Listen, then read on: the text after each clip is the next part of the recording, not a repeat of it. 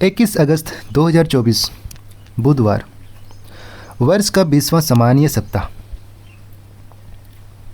पहला पाठ एजेकियल का ग्रंथ अध्याय 34 पद संख्या 1 से 11। प्रभु की वाणी मुझे यह कहते हुए सुनाई दी, मानव पुत्र, इस्राएल के चरवाहों के विरुद्ध भविष्यवाणी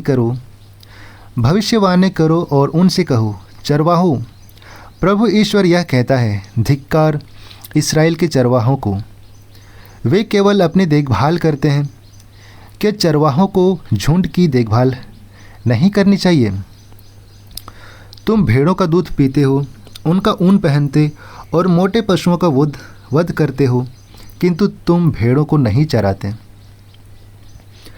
तुमने कमज़ोर भेड़ों को पौष्टिक भोजन नहीं दिया, बीमारों को चंगा नहीं किया, घायलों के घावों पर पट्टी नहीं बांधी, भूली भटकी हुई भेड़ों को नहीं लौटा लाए और जो खो गई थी उनका पता नहीं लगाया। तुमने भेड़ों के साथ निर्दय और कठोर व्यवहार किया है। वे बिखर गई क्योंकि उनको चराने वाला कोई नहीं रहा और वे बनेले पशुओं को शिकार बन गई। मेरी भेड़ें सब पर्वतों और ऊंची पहाड़ियों पर भटकती फिरती हैं। वे समस्त देश में बिखर गई हैं और उनकी परवाह कोई नहीं करता। उनकी खोज में कोई नहीं निकलता। इसलिए चरवाहों, प्रभु की वाणी सुनो। प्रभु ईश्वर यह कहता है, अपने अस्तित्व की शपथ, मेरी भेड़ें चराने वालों के अभाव में बनेले पशुओं का शिकार और भक्ष्य बन गई है। मेरे चरवाहों ने भेड़ों की परवाह नहीं की। उन्होंने भेड़ों की नहीं बल्कि अपनी देखभाल की है। इसलिए चरवाहों, प्रभु की वाणी सुनो। प्रभु यह कहता है, मैं उन चरवाहों का विरोधी बन गया हूँ। मैं उनसे अपनी भेड़ें वापस मांगूंगा। मैं उनकी चरवाही बंद करूँगा। वे फिर अपने ही देखभाल नहीं कर पाएंगे। वे अपनी भेड़ों को उनके पंजों से मैं अपनी भेड़ों को उनके पंजों से छुड़ाऊंगा और वे उनकी शिकार नहीं बनेंगे, क्योंकि प्रभु ईश्वर यह कहता है, मैं स्वयं अपनी भेड़ों को सूध लूँगा और उनकी देखभाल करूँगा। यह प्रभु की वाणी है। ईश्वर को धन्यवाद। संत मत्ती के अनुसार पवित्र सुसमाचार अध्याय 20 पद संख्या 1 से 16। स्वर्ग का राज्य उस भूमिधर के सदृश है जो अपनी दाख भारी में मजदूरों को लगाने के लिए बहुत सवेरे घर से निकला। उसने मजदूरों के साथ 1 दिनार का रोजाना तय किया और उन्हें अपनी दागबारी भेजा। लगभग पहले पहर वह बाहर निकला और उसने दूसरों को चौक में बेकार खड़ा देखकर कहा, तुम लोग भी मेरी दागबारी जाओ, मैं तुम्हें उचित मजदूरी दे दूंगा। और वे वहाँ गए। लगभग दूसरे और तीसरे पहर भी उसने बाहर निकल कर ऐसा ही किया। वह 1 घंटा दिन रहे, फिर बाहर निकला और वहाँ दूसरों को खड़ा देखकर उनसे बोला, तुम लोग यहाँ दिन भर क्यों बेकार खड़े हो? उन्होंने उत्तर दिया, इसलिए कि किसी ने हमें मजदूरी नहीं लगाया। उसने उनसे कहा, तुम लोग भी मेरी दागबारी जाओ। संध्या होने पर दागबारी के मालिक ने अपने कारिंदों से कहा, मजदूरों को बुलाओ। बाद में आने वाले से लेकर पहले आने वालों तक सबको मजदूरी दे दो। जब वे मजदूर आए जो 1 घंटा दिन रहे काम पर लगाए गए थे, तो उन्हें 1 दिनार मिला। जब पहले मजदूर आए तो वे समझ रहे थे कि हमें अधिक मिलेगा, लेकिन उन्हें भी 1 दिनार ही मिला।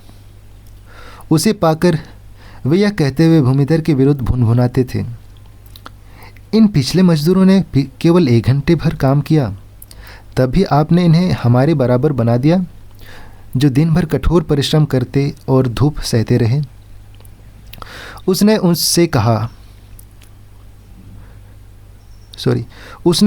उनमें से एक को यह कहते हुए उत्तर दिया, भाई, मैं तुम्हारे साथ अन्याय नहीं कर रहा हूँ। क्या तुमने मेरे साथ 1 दिनार नहीं तय किया था? अपनी मजदूरी लो और जाओ। मैं इस पिछले मजदूर को भी तुम्हारे जितना देना चाहता हूँ। क्या मैं अपनी इच्छा के अनुसार अपनी संपत्ति का उपयोग नहीं कर सकता? तुम मेरी उदारता पर क्यों जलते हो? इस प्रकार जो पिछले हैं अगले हो जाएंगे और जो अगले हैं वो पिछले हो जाएंगे। यह हमारे प्रभु यीशु ख्रिस्त का सुसमाचार है। ख्रिस्त की जय। तो चलिए आज हम आज के दोनों पाठों पर मनन चिंतन करते हैं जो ब्रदर कपिल देव जो कि ग्वालियर धर्म प्रांत के हैं उनके द्वारा दिया गया है। और वो कहते हैं, ख्रिस्त में मेरे प्यारे भाइयों और बहनों, इस दुनिया में उद्धारकर्ता बहुत ही कम देखने को मिलते हैं। फिर भी लोग उन पर ईर्ष्या करते हैं या उन्हें दबाने की कोशिश करते हैं, परंतु सबसे बड़ा उद्धारकर्ता हमारा ईश्वर है जो किसी के साथ भेदभाव नहीं करता। वह अपनी धूप और छाँव सबों पर एक समान बरसाता है। वह किसी को उसका हक नहीं छीनता। आज के सुसमाचार के द्वारा भी प्रभु यीशु हमें कुछ ऐसी महत्वपूर्ण बातों को दर्शाना चाहते हैं। हमें दूसरों की उदारता पर ईर्ष्या नहीं करनी है और जो हमारे पास है या हमें जो दिया जाता है उससे संतुष्ट रहना है।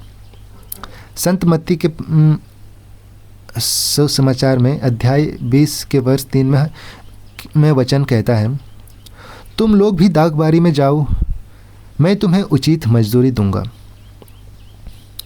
हम इस संसार में रहते समय अपने अपने जिम्मेदारियों को निभाते, अपने कार्यों को पूरा करते और सही आचरण करते हैं तो हमें ईश्वर के द्वारा हमारी ईमानदारी का पुरस्कार दिया जाता है। वह है स्वर्ग राज्य। स्वर्ग राज्य किसी को भी थोड़ा सा या आधा नहीं दिया जाता।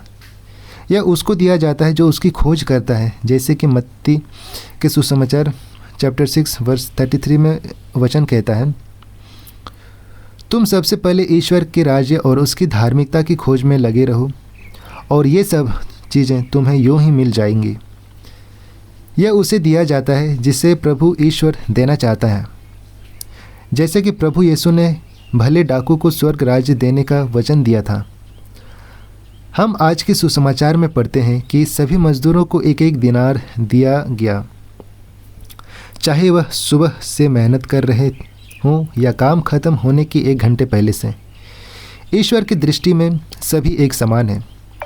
ईश्वर हम सभी को स्वर्ग राज्य का वरदान देना चाहते हैं। आमीन।